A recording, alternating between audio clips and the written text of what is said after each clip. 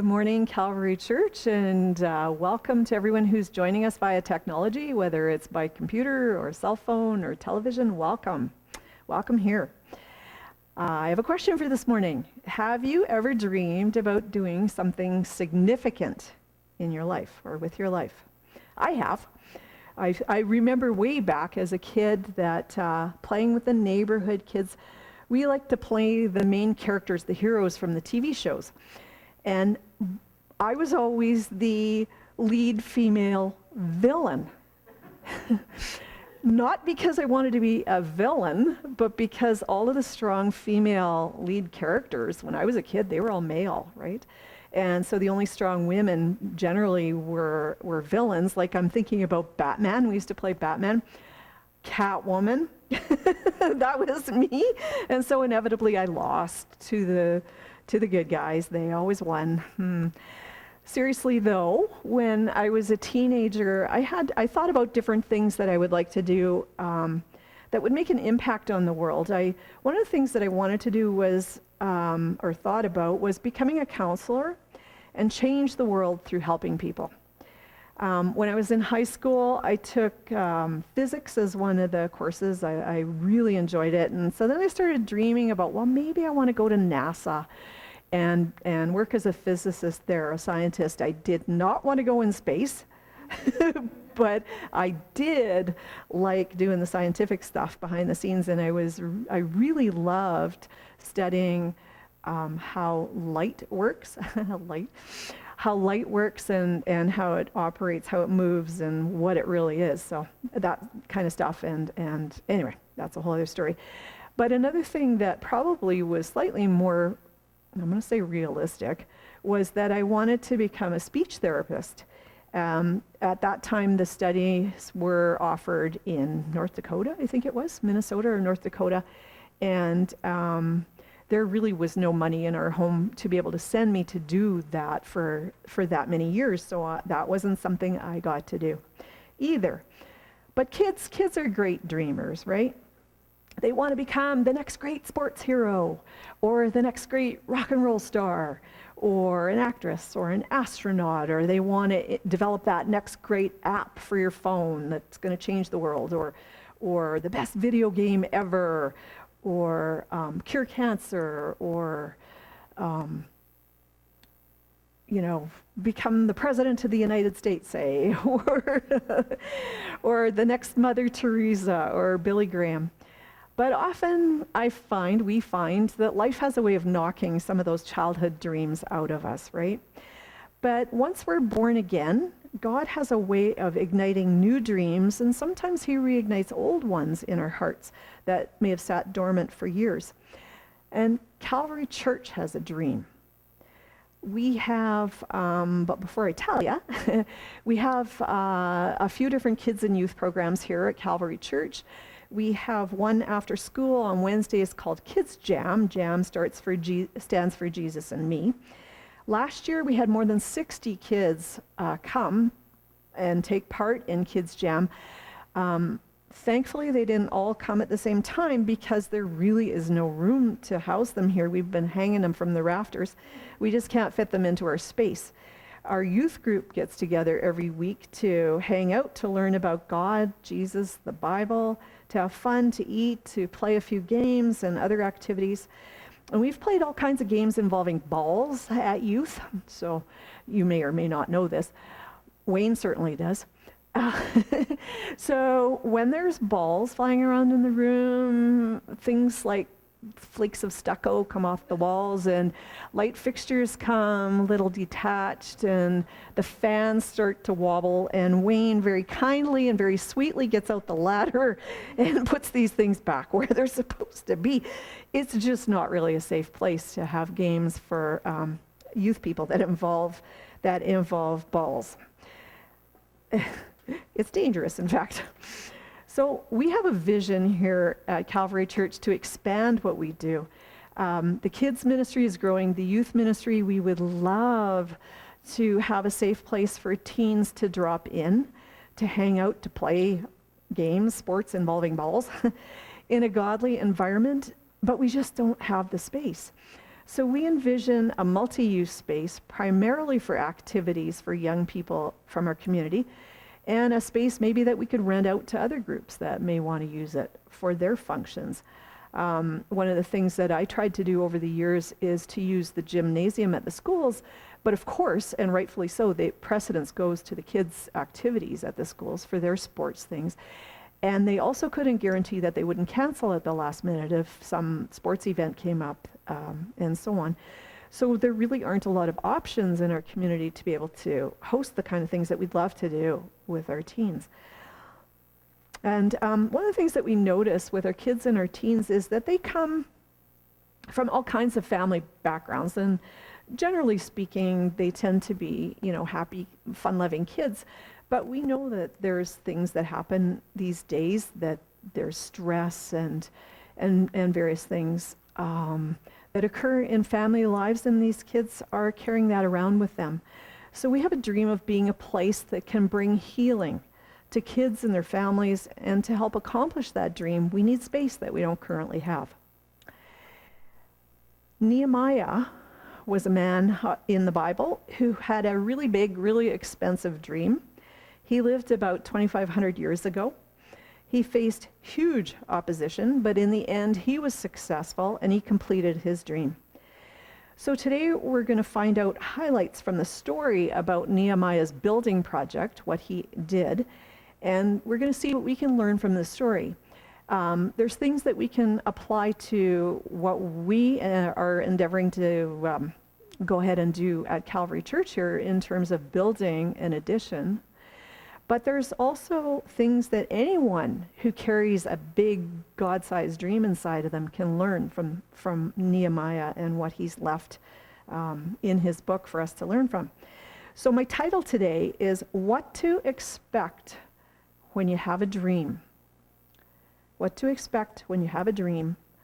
And the subtitle could be Lessons from Nehemiah. So everything that I'm sharing from today comes from the book of Nehemiah. It's the 16th book in the Old Testament. It was written by none other than Nehemiah. He was an Israelite, but he served as a cupbearer, we're told, to King Artaxerxes. He was a king of Persia, which today would be Iran, so you can place where that is. So that means, as cupbearer, that he was highly trusted by the king.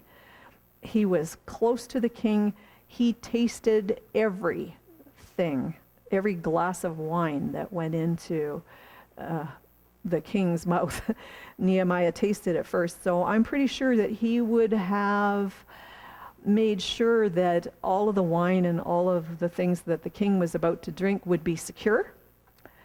And there is nobody would be getting their hands on that wine, because he'd be the first one tasting it. So he wanted to live, which meant that he wanted the king to live.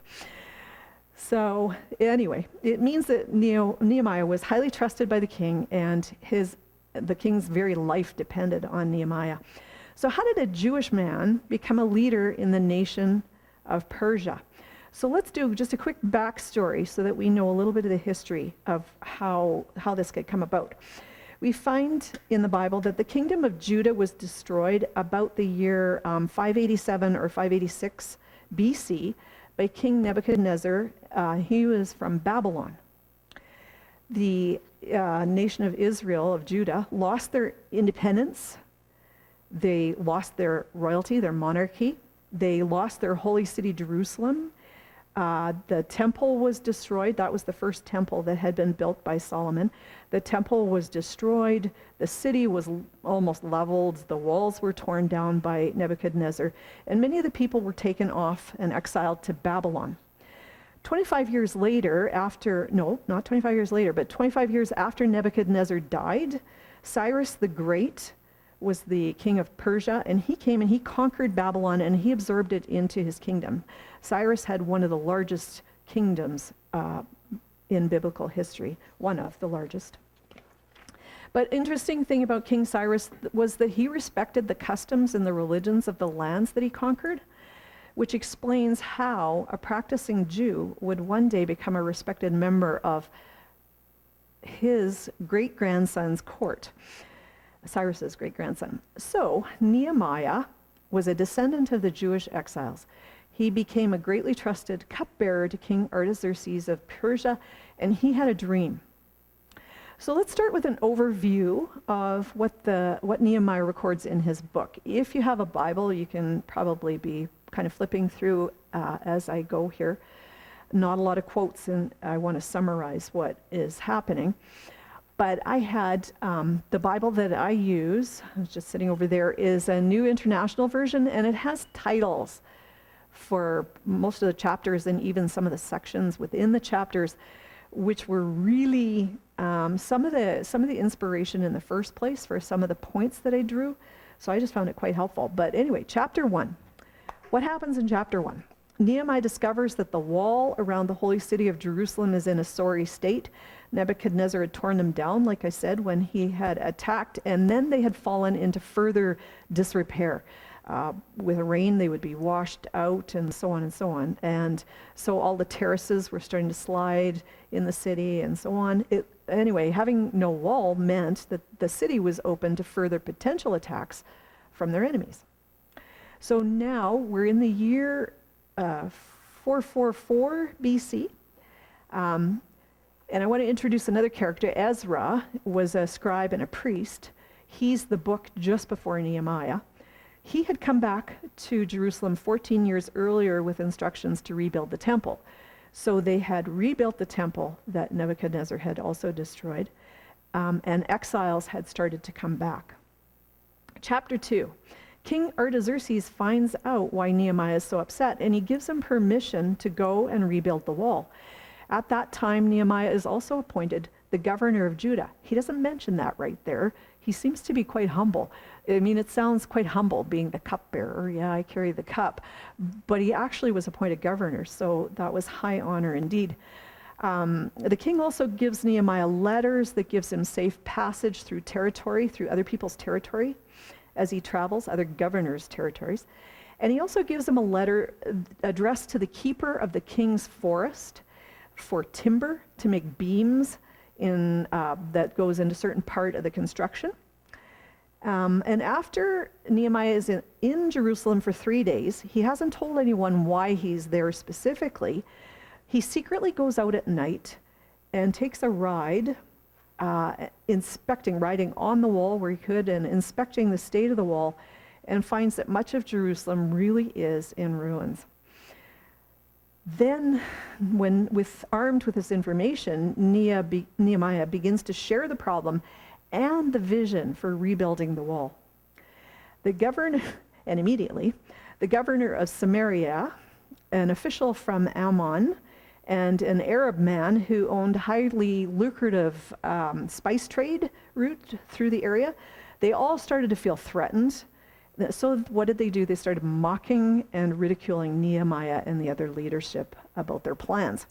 Chapter 3 describes the building process, lists the various leaders and their part in rebuilding the wall and the gates, starting with the high priest. The high priest was the first one to step forward and say, I will do this.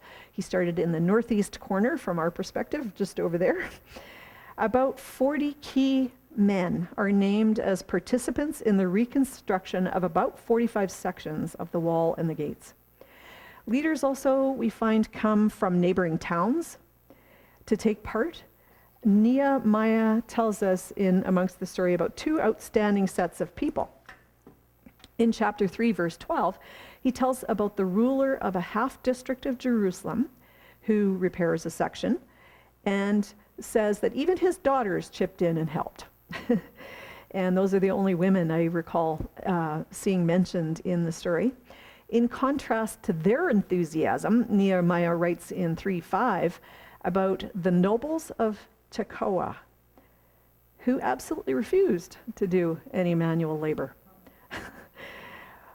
But otherwise, we see the whole community, it sounds like, coming out to help. Chapter 4, Nehemiah records in more detail the opposition that they were getting.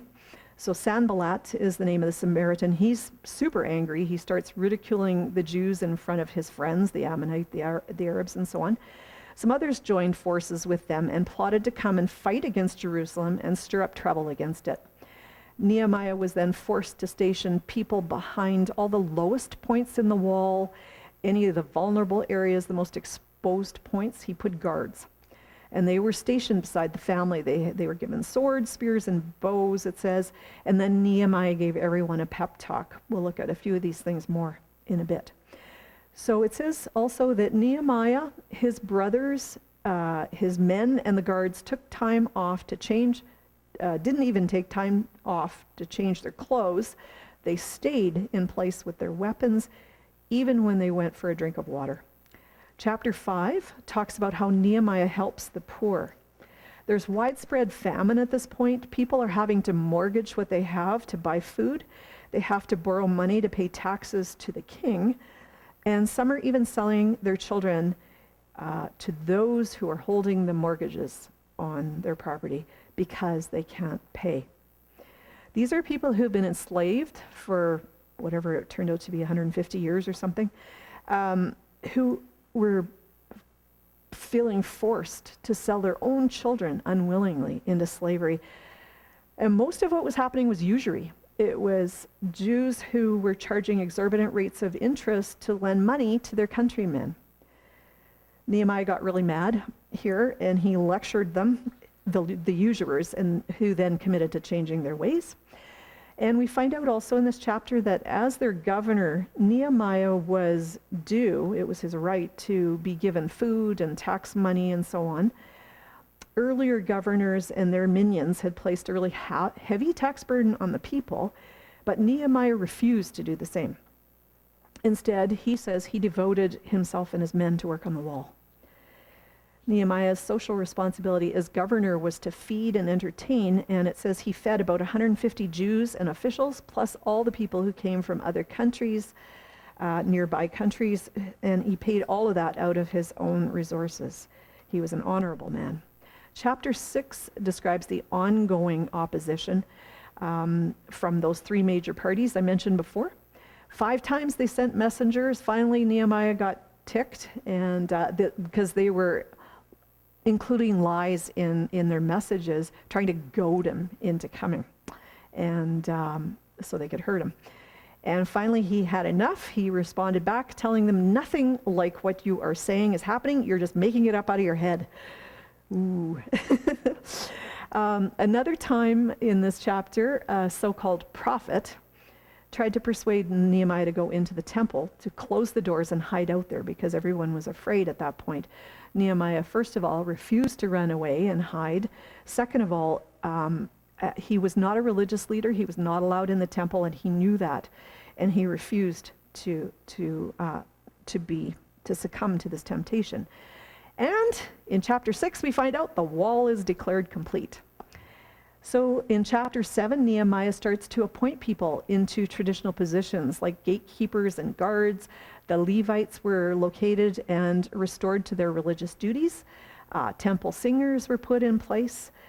And Nehemiah finds the records of those that King Nebuchadnezzar had taken captive in that earlier time. Like I said, some of the exiles had begun to return home to their cities, including Jerusalem, but much of Jerusalem was unpopulated and needed to be rebuilt. Chapter 8. Religious leaders had started teaching from the Word of God, something the people hadn't had in a long time. And so they found out that this was the season to celebrate a long-standing festival, and so they did. The teachings that they received were very clear, everybody understood, and they were pretty excited to hear stuff they hadn't heard in generations. And in chapter 9, when they found out the truth about how they had not been living by the law, collectively they confessed their sins, and they made a written binding agreement to live by the law. Chapter 10, they learned more about how to live up to their responsibilities under the law. Chapter 11, they started recruiting from neighboring communities people who had returned from exile to help repopulate Jerusalem. And chapter 12 describes the party, the dedication of the wall. It says they celebrated joyfully the dedication with songs of thanksgiving, playing music and singing. They had a ceremony of dedication. The choir director and 2 choirs took their places in the house of God, so did Nehemiah, together with officials and priests. And chapter 13 is the final chapter, and here the king recalls Nehemiah. He's been the governor for 12 years now, and while Nehemiah is away, he finds out that the leaders and the people are starting to become sloppy in their worship of God and in the duties that they're supposed to be carrying out. So Nehemiah institutes reforms so they will conform to God's instructions. And Nehemiah also came back and governed for a while. So that's generally the flow of the book of Nehemiah. We had a homework assignment for several weeks to read, and I know some of you have had the opportunity to go ahead and read Nehemiah and pray, and I appreciate that, but I know that not everybody would have had the opportunity, so I wanted to share that so we're all kind of on the same page. So, what can we learn? I think it's 17 highlights. Now, we may not make it through all of them today, so if we don't, part 2 maybe next week. But what can we learn from Nehemiah's building project? When I read Nehemiah, like I say, I saw a lot of parallels to the building project that we're going to be undertaking here.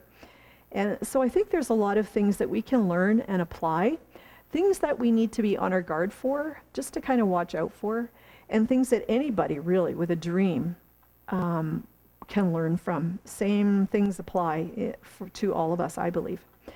So here was Nehemiah. He was in an administrative position for a foreign king.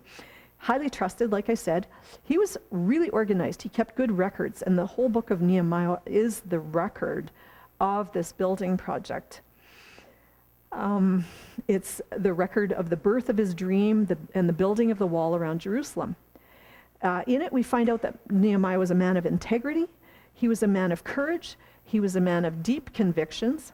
He was a deeply spiritual, deeply religious man. He loved God. He starts his book, in fact, with a prayer, and other prayers are intertwined throughout the book. As you read, you read his some of them are one-sentence prayers, and some of them are longer. They're intertwined with the story of the building of the wall, and really they are inseparable from the story. And we find that Nehemiah talks about God in his everyday conversations. So the first thing that we notice, the dream is born. Number 1, the dream is born. Nehemiah first hears about the terrible situation that Jerusalem is in, and the terrible situation that the remnant of Jews are in that have returned to Israel, from a few reliable men who have been there. And God plants the start of the dream in his heart. Number 2, ask expert opinions. He asked these men, who were both reliable witnesses and had firsthand information, firsthand knowledge about the situation. He asked questions, and he assessed the situation based on what they said. And we here at Calvary Church have been doing the same. A number of years ago, we had an engineer come in and do an assessment on the structure of this building, because there's a lot of bounce on the floor in here, and we weren't even sure it was safe. He told us the foundation was good, but he gave us a list of things that we should do if we want to upgrade and carry on with what we do here, and a few things that we would need to do to meet code and so on. So a few of them were basic improvements to the structure. Right now, we've been getting expert advice about zoning, what we can and can't build, about how to do the property title transfer, about water and hydro services, locating survey pins, and so on. We're doing our due diligence, we would say. So the third thing comes about because the situation grieved Nehemiah's heart. He was moved to action by what he had heard, and his action, number 3, was to take the situation to God. He tells us that he mourned, and he fasted, and he prayed before the God of heaven. Nehemiah even includes the prayer that he said. chapter 1, verse 6, he confesses the sins of the Israelites, and he includes himself and his ancestors in the confession. 1:7, he confesses that they acted wickedly toward God, and they had not obeyed the laws of Moses, which means not just the 10 Commandments that Moses brought down from the mountainside when God gave them to him, but it means all of the things that are written in the first 5 books of our Bible. That was their Bible. That was the book of, they called it the Laws of Moses. Jesus taught us from the Laws of Moses, basically, but he told us that the greatest commandments are these. Love the Lord your God with all your heart and with all your soul and with all your mind and with all your strength. The second is this: love your neighbor as yourself. This one comes from Mark 12:30 and 31, but Matthew, Mark, and Luke, all 3 recorded that those commandments. So like Nehemiah, we need to take our situation to God. We need to take our dream to God, whatever it is. We need to fast and pray before God. And we need to examine our own hearts. How many times have I fallen short when I look at loving others as I should? How many times have I mistreated others? How many times have I treated them with disrespect, impatience, anger, or frustration? How many times have I ignored people when all they wanted was to be noticed and to be loved? We have all, I believe, fallen short of this command at times. And so we need to examine our hearts and confess those things that need confessing from our own lives. Nehemiah also, I believe, showed wisdom in confessing the sin of his ancestors. Now, we may not know the sins of our family ancestors, but there are those who have gone before us in the leadership of Calvary Church that may have made sinful decisions or actions or behaviors that weren't in accordance with the command to love our neighbors as ourselves. We don't know this. However, 2 weeks ago, you'll recall if you were here, that Pastor Don shared a brief history of his 25 years at Calvary Church. And he was really gentle, I have to say, in telling some of the problems and situations that arose within the church. And the reason I know this is because when I was going through the process of licensing and ordination, one of the things I had to do was write a paper on a local church, this one. And so I interviewed Pastor Don at that time.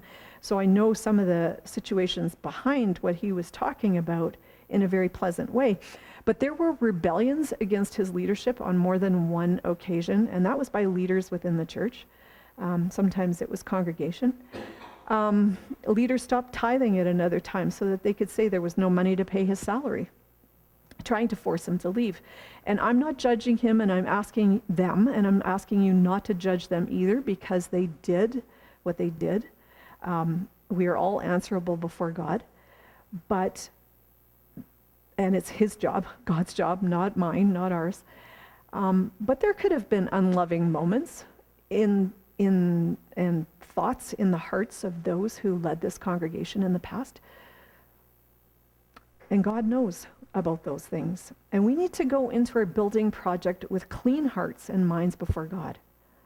So let's take some time over the coming months in humble prayer, on our knees before God, asking his forgiveness. And when we do, Jesus' blood will cleanse us of all unrighteousness. Number 4, take your dream to God before taking it to anyone else. Before Nehemiah ever made his request known to the king, he took it to God. He prayed about it. And your leadership has taken the idea of our construction project to God for a number of years, really. This has been a dream in Pastor Don's heart for years and years. And we're going to continue to take it to God, and we would ask that you would do the same. Pray for the project, pray for your leaders, and especially for Pastor Don. Number 5, this is a longer one. Be willing to share your dream with someone in leadership. Be willing to share your dream with someone in leadership. Second part of that is successful people love to get behind a good idea. Successful people love to get behind a good idea. Nehemiah's next action was to share his dream with the king. And for that, he received the king's blessings. A servant was expected to hide their feelings around the king. I mean, that was, who cares about what the servant thinks or feels? But Artaxerxes noticed that Nehemiah was really sad, and he wanted to know why. Nehemiah was afraid to answer for this very reason, right? You don't tell the king your problems. So what did he do? The king asked, okay, just a minute. He did answer the king. And the king asked what he wanted. And then Nehemiah says in chapter 2, verse 4, I prayed to the God of heaven first, and then I asked the king. So it's, Lord, help me in this situation or something. We don't know exactly what he prayed. But yeah, share your dream with someone in leadership. And we're going to find out in a moment what it is that the king blessed him with here. So number 6 is have a plan. When Nehemiah talks to the king, it demonstrates that he's given at least some thought to his idea, and he has a plan, because when the king asks him for information, he has a number of responses ready. He says, first of all, he asks for the letters of introduction that I was mentioning before to the governors along the way, so he can have safe passage through their territory. And another thing was that he asks for a letter to the keeper of the king's forest so that the keeper will supply the wood. When we have a plan, others are willing to help. It's okay to ask people in leadership positions for referrals to other people that they know who can help. They can help us have safe passage through the intricacies of construction, for finding information, for locating supplies, for finding people who can do the work in certain areas, and so on. So in chapter 2, in verse 9, Nehemiah says, and because the gracious hand of my God was upon me, the king granted my requests. So at this point then, and the other thing, 2 more things that the king did was he gave Nehemiah the position of governor of Judah, and he sends army officers and cavalry with him. I always mess up cavalry and cavalry with him. And then we find out that Nehemiah goes and he inspects the state of disrepair for himself. So number 7, prepare.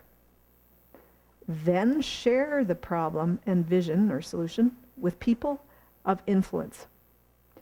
Prepare, then share the problem and the solution. Nehemiah goes and he takes that first-hand look at the wall in the city, like I had mentioned.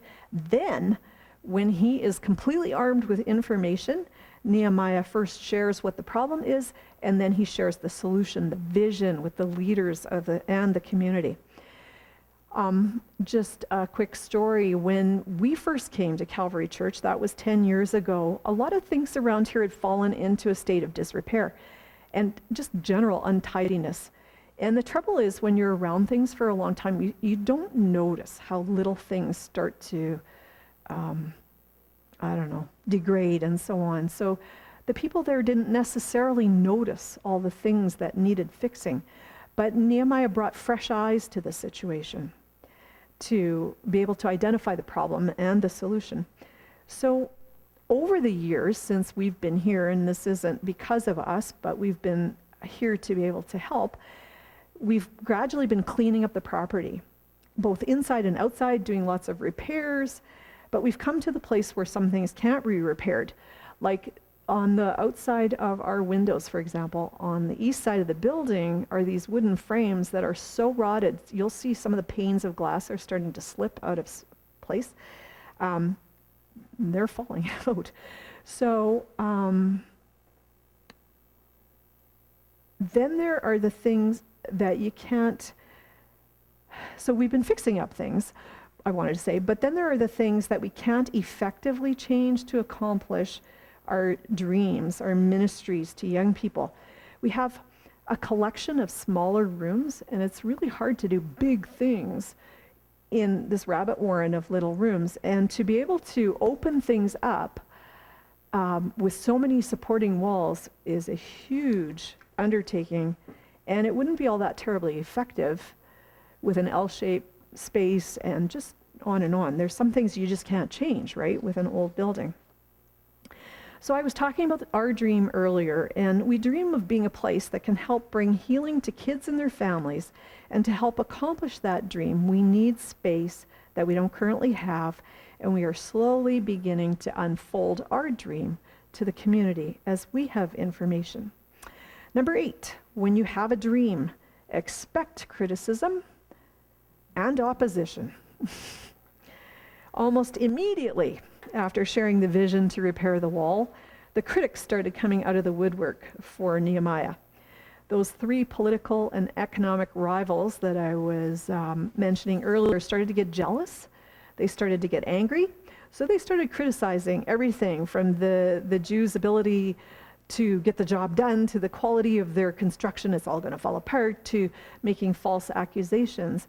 And in Nehemiah chapter 2, verse 20, he answers them by saying, "The God of heaven will give us success. We are his servants. We, his servants, will start rebuilding. But as for you, the critics, you have no share in Jerusalem or any claim or historic right to it." In our context, there are likely to be people in our area who have never really had an affiliation with Calvary Church, so have no historic right or no claim to it, kind of thing, as Nehemiah described, who are going to oppose what we're doing. There's going to be people, if we decide to tear this building down, there's going to be people who, with no historic claim to the building, saying, well, you can't tear that down, like that's historic, that's beautiful, that's old, that's part of our community. But it's God's plan, and he will give us success. Yeah, amen. Number 9, go forward with the plan in unity. Now this one may or may not apply to an individual's dreams, but it does apply to us. And I'm going to talk more about the unity later, but I will just give a little preface right now.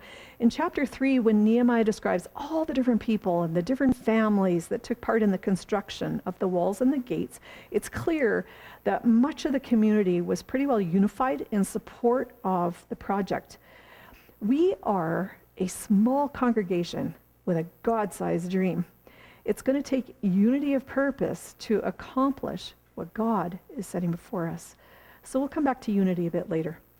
Number 10, opposition can cause discouragement. Funny thing. So the opposition continued throughout the building of the wall. I think Nehemiah mentions 3 different times of this opposition. And what did he do? He prayed.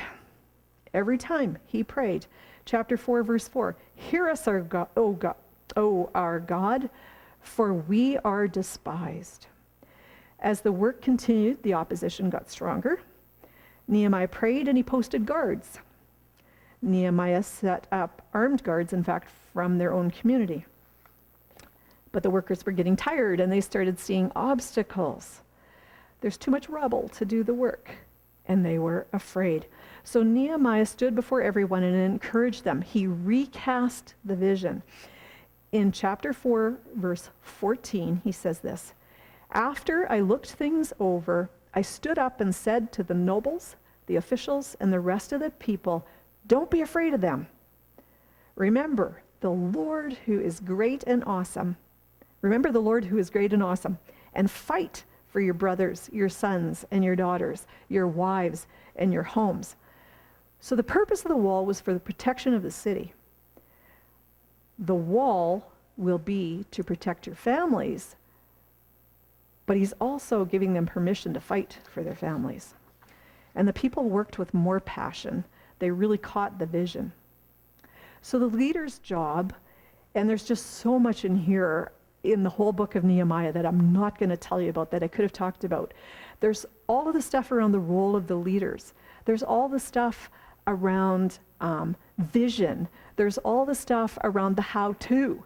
There's all the stuff. There's actually a lot of spiritual, symbolic stuff in there that I'm not even going to get into about walls and gates and the purpose of those things. I mean, I'm ready to write a book. So yeah, there's lots in there. So the leader's job is to keep the vision in front of everyone. People need to be encouraged.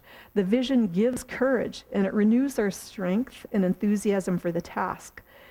When we're faced with opposition, we need to continue unwaveringly in prayer, and we need to mount our spiritual defenses from the attack of the enemy. And the leader, in our case, Pastor Don, he's at risk of becoming discouraged in the face of continued opposition also. Nehemiah prayed in chapter 6, verse 8, that God would strengthen his hands. What does that mean? In his culture, the meaning of your hands weakening, it meant you felt discouraged. And so he was asking God to strengthen his hands. He needed encouragement, and he went straight to God for it. So when opposition and criticism occurs, our first response should be to pray for ourselves, for our leaders, and especially for Pastor Don. And we don't need to pray so much that opposition will stop, but that we would all have courage, that we would have resolve, and that our faith and that Pastor Don's faith would not waver. Pray that we would remember our God and uphold his laws, to love him, to love others, and to love ourselves. And tied with that is number 11. Everyone will get tired, including the leader. So the people were getting tired from these continuous threats and opposition from their enemies, and simply from the long hours and the hard work. We're going to get tired too, depending how long the building project goes on, just the length of it, or the cost of it, or the hard work of it. It's going to happen. So we're going to need encouragement, like I said, first from the Lord, second from our leadership. And Pastor Don and the leadership will need to continue to keep the dream out there for us, like Nehemiah did, so our spirits don't flag. And we need to be constantly vigilant and not let our guard down. Instead of being sidetracked, the people worked harder when the vision was recast for them, and we're going to need to do that also. It will be taxing for us emotionally, physically, spiritually, and most of all for Pastor Don as our spiritual head. The ancient Jewish historian Josephus, he's very famous, very well known, wrote that Nehemiah himself made the rounds of the city by night, never tiring, either through work or lack of food and sleep, neither of which he took for pleasure, but as a necessity. So pray for yourselves, for the workers, for the leadership. Pray that God would give strength and vitality to complete the work. So we're looking at the things that we can glean from Nehemiah in terms of how to apply them to our building project. And we are still going to have another 5 points here. I'm thinking this would be a really great place to pause for today, to reflect on the things that we've learned today, and to go ahead into our coming week, praying into the things that we've been learning, praying for ourselves and our leaders, and thinking about the goal. And just before I leave that, I want to just talk about the goal. I'm going to say this again. This is what I've been saying before. We dream of being a place that can bring healing to kids and their families. And to help accomplish that dream, we need space that we don't currently have. But I want to make something perfectly clear. The dream is not about the building. It will never be about the building. But we need the building to house the dream, to allow the vision to unfold. And so when you reflect on what the dream and the vision and the purpose is, just keep that in mind, that when we endeavor this building project, when we're finished, we will have reached a goal, but the dream and the vision has not been completed. So I want to leave you with a blessing here this week as we close today. And this comes from the book of Romans, chapter 15, verses 5 and 6. May the God of endurance and encouragement grant you to live in such harmony with one another, in accord with Christ Jesus, that together you may with one voice glorify the God and Father of our Lord Jesus Christ. Be blessed. Have an amazing and wonderful week in your homes, in your community, and bless you all as you leave today. Amen.